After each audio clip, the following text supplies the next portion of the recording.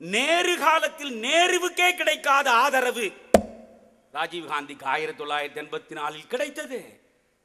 அந்த ராஜீவ்காந்திக்கு எதிரே நின்று கொண்டு எங்கே ஓடுகிறாய், ஓடாதே நில் என்று சொல்லக்கூடிய துணிவு வைகோவுக்கு இருந்ததே.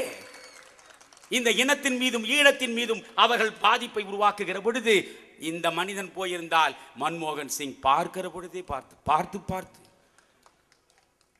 ராஜபக்சேவுக்கு அவர் எதையாவது ஆதரவாக எழுத வேண்டும் நினைத்தாலே, எதையாவது செய்ய வேண்டும் என்று நினைத்தாலே, ஒரு 4 கப்பல்களை அனுப்புவது, கொஞ்சம் ஆயுதங்களை கொடுப்பது, பின்னாலே இருந்து பாதுகாப்பு தருவது, யோசிக்கிற பொழுதெல்லாம் கனவிலும் நனவிலும் வைகோவின் கர்ஜனை வந்து பாதுகாத்திருக்குமே.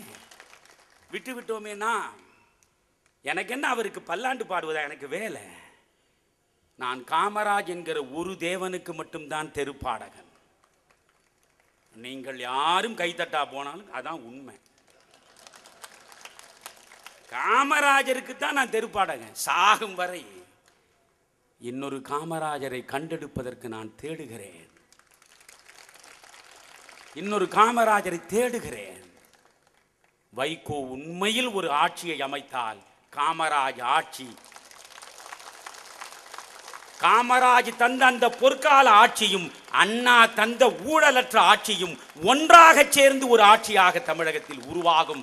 அதற்கு ஒரு களம் அமைய வேண்டும். நான் விஜயகாந்தோடு போய் உட்கார்ந்து பேசுவதனாலேயே விஜயகாந்தை முதலமைச்சராக்கி விடுவதற்கு வந்துவிட்டேனா என்ன? இல்லை. எனவே புரிந்து கொள்ளுங்கள், ஒரு வலிமை மிக்க அணி அமைய வேண்டும்.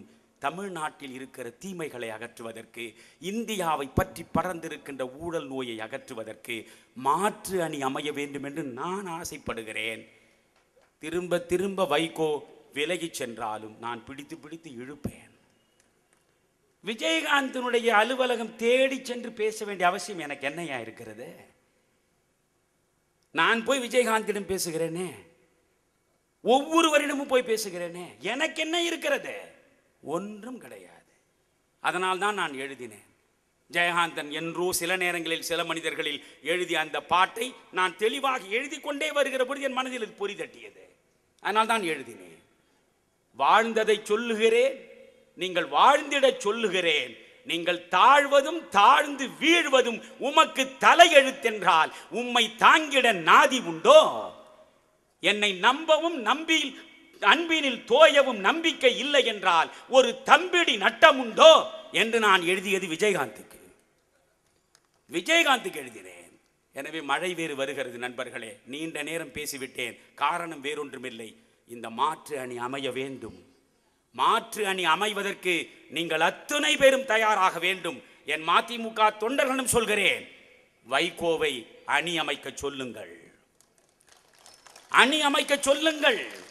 காங்கிரஸை கருவறுப்பது என்பது மேடையில் முழங்கினால் போதாது, பணி களத்தில் வர வேண்டும். அதற்கு ஒன்றே ஒன்று, அவர் தெளிவாக இருக்கிறார். என்னிடம் பேசும்பொழுதே சொன்னார், அண்ணே 370வது பிரிவு கை வைக்கக்கூடாது பிஜேபி, காமன் சிவில் கோட் என்று சொல்லிவிட்டு இஸ்லாமியர்களுடைய தனிப்பட்ட உரிமைகளில் அவர்கள் தலை நீட்டக்கூடாது.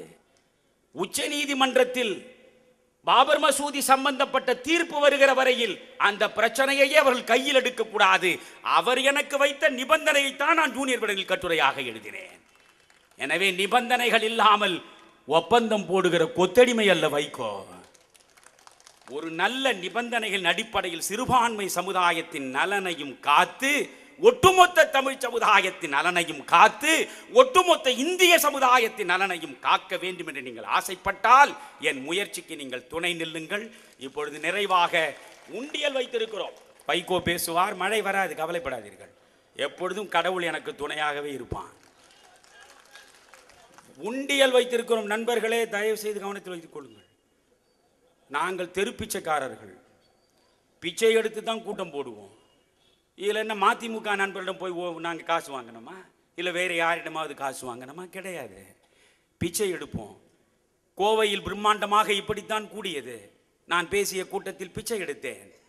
63,000 ரூபாயை அந்த குடத்திலே அவர்கள் போட்டார்கள்.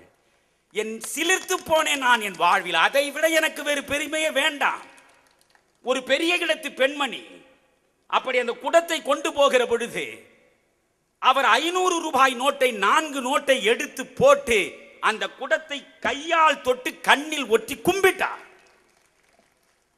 என் வாழ்வில் அன்றைக்கே நான் அனைத்தையும் அடைந்து விட்டேன்.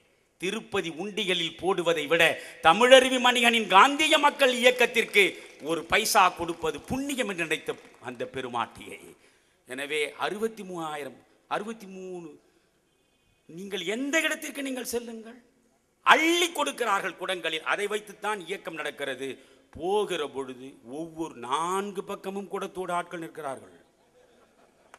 போகிற பொழுது 1 ரூபாய் போடுங்கள், 10 ரூபாய் போடுங்கள், 100 ரூபாய் போடுங்கள். காந்தி இருப்பதையெல்லாம் பாக்கெட் அடித்து தான் அனுப்புவார். எதை வைத்து ஒரு பெண்மணி வந்து காந்தியிடம் வந்து நின்று ஒரு 100 ரூபாய் போட்டால் மெல்ல காந்தி முகத்தை நிமிர்ந்து பார்ப்பார். அந்த அம்மாவுடைய முகத்தில் மூக்குத்தி வைர மூக்குத்தியாக இருக்கும். அம்மா இது வைரமா என்று கேட்பார். காந்தியே கண்டுபிடித்து கேட்டு விட்டார் என்று ரொம்ப ஆசை. ஆமாம் ஐயா வைரம் தான். அப்படி அதை கழட்டி போடுமா முதல்ல? அப்படி வாங்கித்தான் இந்த இயக்கத்தை அவர் நடத்தினார். பிர்லாவை வைத்துக் கொண்டு நடத்தவில்லை. அதனால் தயவு செய்து அள்ளி அள்ளி போடுங்கள். திரும்ப திரும்ப வருவோம். வைகோவுக்கு தேர்தல் பிரச்சாரத்தை காந்திய மக்கள் இயக்கம் இன்று இந்த இடத்தில் தொடங்கிவிட்டது. நாடாளுமன்றத்தில் வைகோ போய் அமருகிற வரையில் காந்திய மக்கள் இயக்கத்தினுடைய களப்பணி தொடரும். நன்றி, வணக்கம்.